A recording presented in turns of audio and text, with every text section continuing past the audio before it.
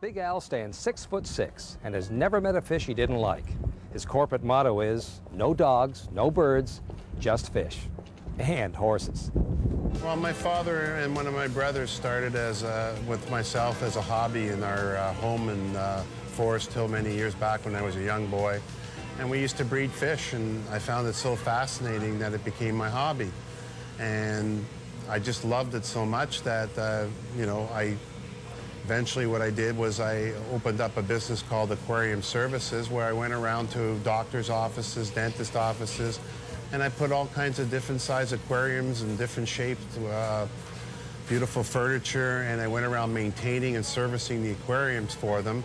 And I did so well with the service business that I opened up my first retail store. And I liked it so much that I was fortunate, because it was my hobby, that I started to make a living off of it. And I went from my first original store, and I now have 18 stores across Canada, and I have a huge internet business across the United States. And I'm the most successful person in Canada and possibly North America in just fish. Don't carry dogs, I don't carry birds or anything, just fish. I carry koi, I carry all the different goldfish, African cichlids like these up top here. I have sharks, I got groupers, I got eels, moray eels. Just about anything that swims that's to be in captivity is in this store, and that's why it's the most successful store in North America, is people just have fun when they come to shop at Big Al's. Basically how I got into the horse business is that working after a long day building new stores, and you can imagine how much tension and pressure there is in owning a large chain as big as we are, I needed some kind of release. And one day my friend asked me to go down to the racetrack, which in that days was Greenwood. And I had so much fun that night that after a while I started going a couple times a week, and before you know it, I bought my first claimer with a friend. I told him who I was thinking of using as a trainer, and he said, that's a great idea. And I asked him about David Smith, and he said, give him a call, and I did. So I gave Dave a call, and gave him 6 or 7 horses that I had. He made me sell 3, and he kept 4, and the first one that he developed won the first 2 Ontario Sire Stakes. And from that day on, we became not just business associates, we became best of friends. She's the daughter of Arch Place. Arch Place being a son of Abercrombie, which was one of our best champions over the years. She's out of an old Newt's mare called Singing for Supper. And obviously the cross and the combination has turned her into a pretty decent individual. I think sort of treat them like babies in general, youth. You know, whether it's human beings or horses or any kind of a horse or an animal in training. Because they're young, because they're still developing, immature, you got to give them proper time. So I think if you rush them all at once, throw too much on them too soon, then you end up having a horse that kind of shortens up, gets problems in the early stages, and you can't make it for the big events later on. I mean, you got horse 20 starts and 900,000 made in.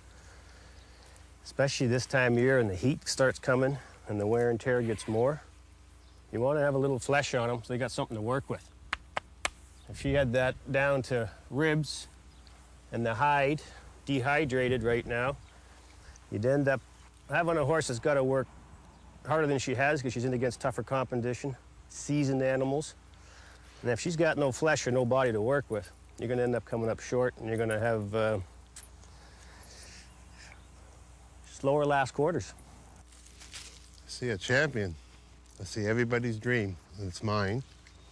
I see not only a gorgeous mare, but one that hopefully in the next 10 or 15 years, with all her stock and foals that she'll have on this farm, hopefully years and years of entertainment. I'm hoping that some of the foals can turn out as good as her, and not that I'm thinking of breeding her right away. I'm hoping to still continue racing. But eventually I see a long future with her. Her, and I also own her full sister, and which I bred to Kamluk. And with about 3 or 4 other great brood mares that we have, I feel that, you know, with what stock we have that we're building up, that with Dave and myself, we're going to have hopefully as much fun as we're having the last 2 years. My whole idea of all the brood mares in stock and what we're racing is to pick a good 8 or maybe 9 brood mares out of the next few years that eventually we won't even have to be going to sales, and we'll be able to race and all our yearlings and babies that we breed here. And one of the things that most people don't understand is it's the mother that's 75% of the breed. The stallion, to me, is only 25%. So when you go to a yearling sale, you can look at some nice bloodlines and you can pick and choose which ones you want to buy or don't buy, but you never really know the mare because you didn't own them. That one on the right, she just won her last start by 13 lengths.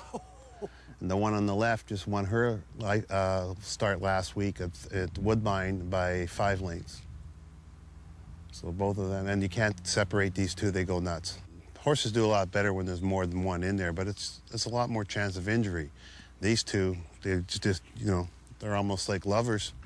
You know, I know that I'm working all week long next week, but the one thing I'm looking forward to is I know no matter how hard the week is, I'm going to New York, I'm going to see my prize filly race in Meadowlands, and that makes the week go so much quicker and so much better. And it's what I'm looking for is that weekend away with my wife and my kids and just enjoying the entertainment and traveling around watching these horses race from track to track.